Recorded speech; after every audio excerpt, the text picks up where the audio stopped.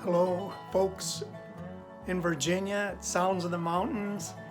As a public service announcement, I want to do a quick tutorial on Minnesota in case you find yourselves coming here or somehow find yourselves are already here. These are some customs that might help you out.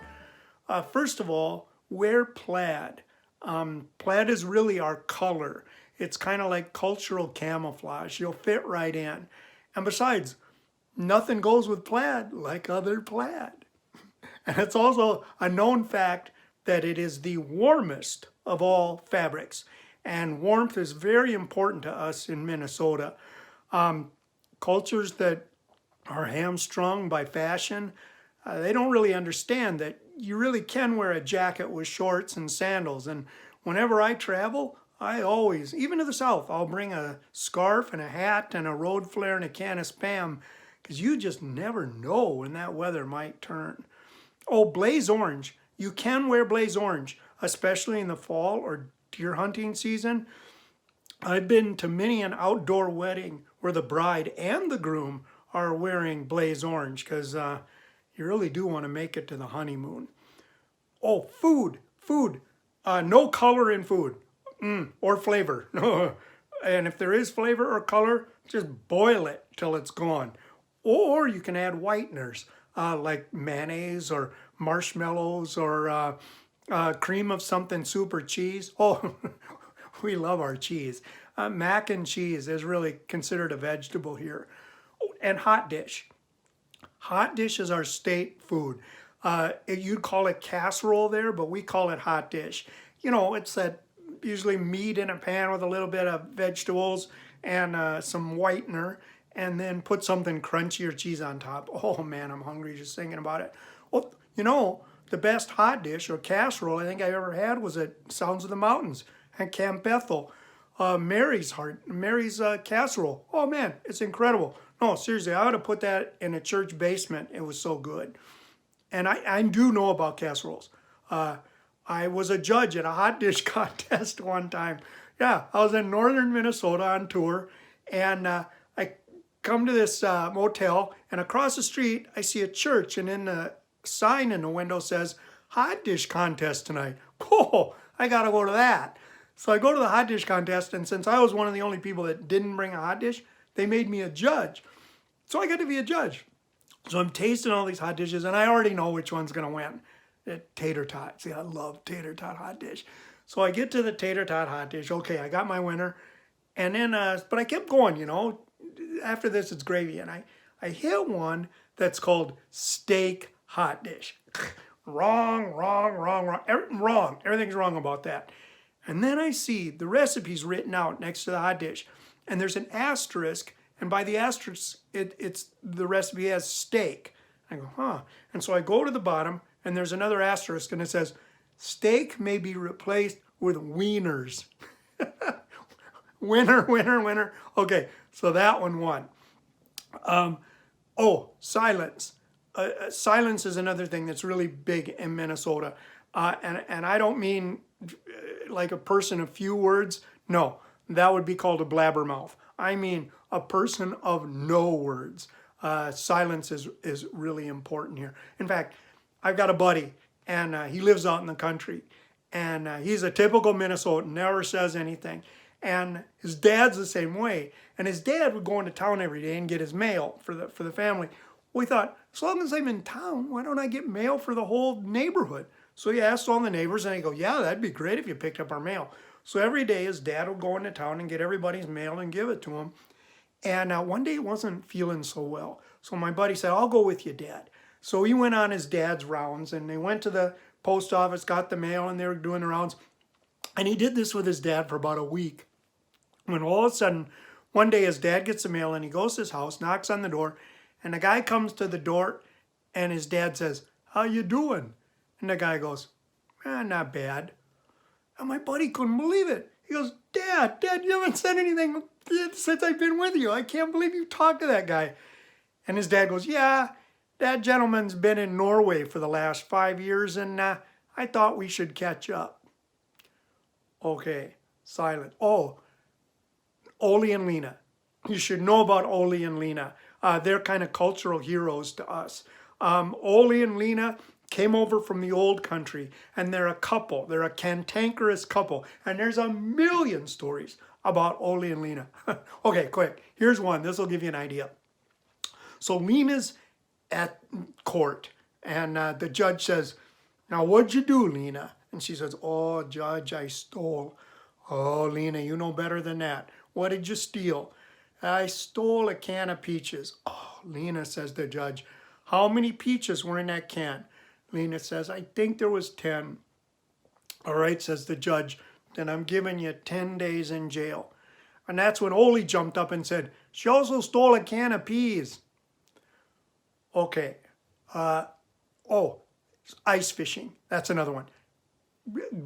You know, learn about ice fishing, because that's something we really do here. And it's where you fish through a hole in the ice. You got a little shack, 8x8, and it's warm. You can be dressed like this in there, and there's a stove.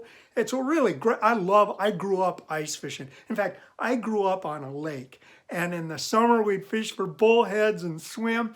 And then when the ice would come, and it could hold a kid named Pat Gilligan, we knew it was safe to go out and ice fish. And then in the summer, I remember in junior high, my brother and I, we got a speedboat. We thought the way to a girl's heart was to do never seen before water skiing stunts on the lake. Seriously, the Discovery Channel's got nothing on a kid in Minnesota when it comes to mating rituals. Okay, later on, we would go up to northern Minnesota, the Boundary Waters, with my dad. And this is a series of lakes, 1,000,000 acres in northern Minnesota. And the lakes are so pristine, you can take a cup right out of the boat and get a drink of water. It is beautiful. And my dad's a type A person. He's in third gear by the end of the driveway.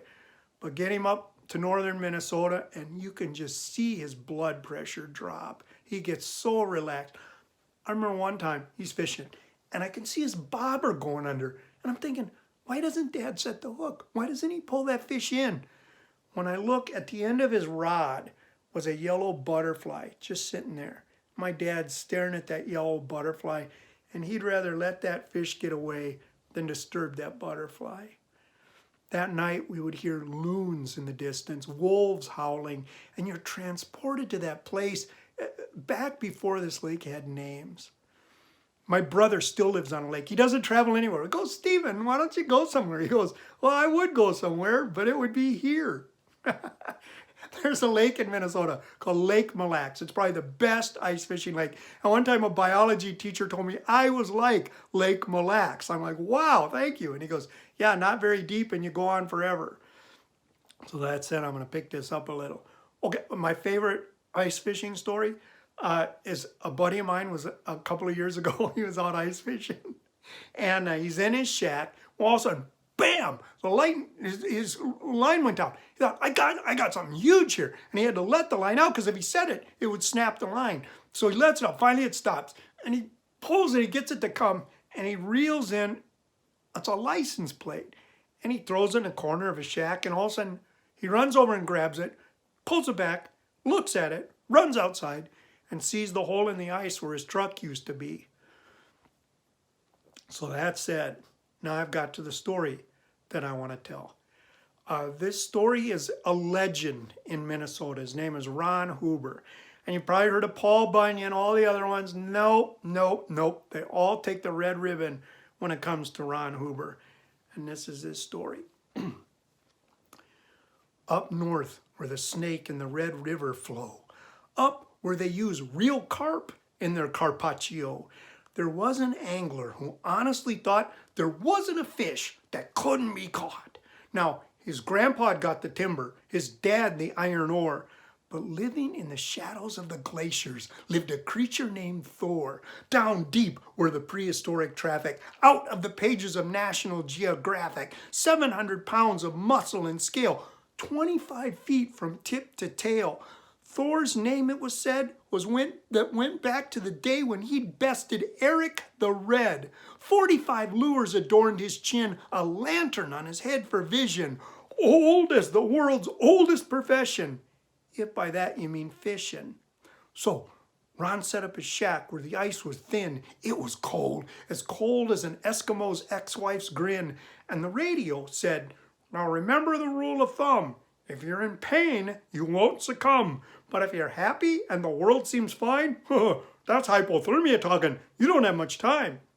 So Ron turned on his stove and hitched up his pants, hooked up a lure, got ready to dance. Now, this lure was guaranteed to incite, entice, induce appetite, send the pious to riots, the cringing to binging. It was powered by a 3.5 horse Briggs & Stratton engine. It was guaranteed to draw the poor fellow like a moth to the flame, like a Lutheran to Jello.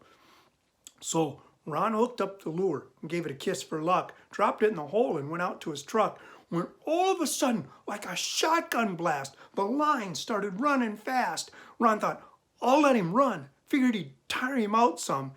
And as the fish ran, thoughts started to enter Ron's brain.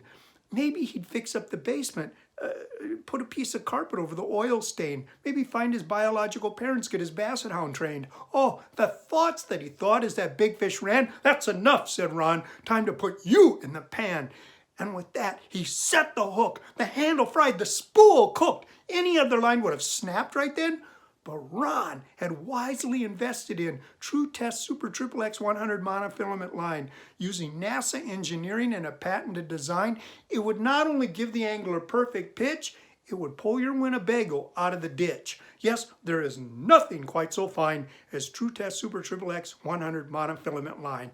So now the fight is on between these two giants, one using strength and cunning, the other the wonder of science. Now, for days it went on, weeks, until the fish took a notion to suddenly take a lateral motion. And like a knife through hot butter, he cut through the ice. Like a chainsaw gone crazy, it started to slice. It cut the shack in two, and if that wasn't bad luck, circled the pickup and sank his new truck. "That's okay," said Ron. "You can keep the shack, the pickup too, but I ain't letting go of you."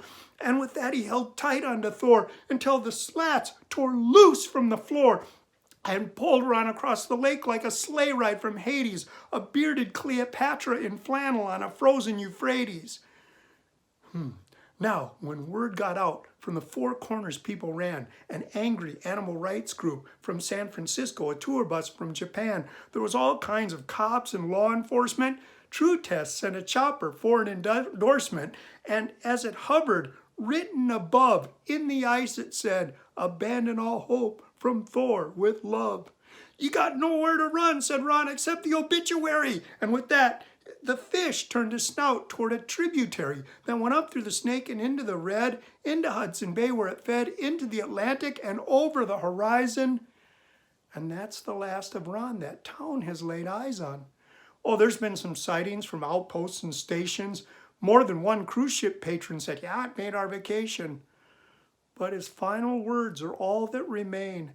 "Tell the wife to get a piece of carpet for over the oil stain." So be careful, young anglers, in what you fish for. Be careful, everyone, in what you wish for, because some things break and others last with time, like True Test Super XXX 100 monofilament line.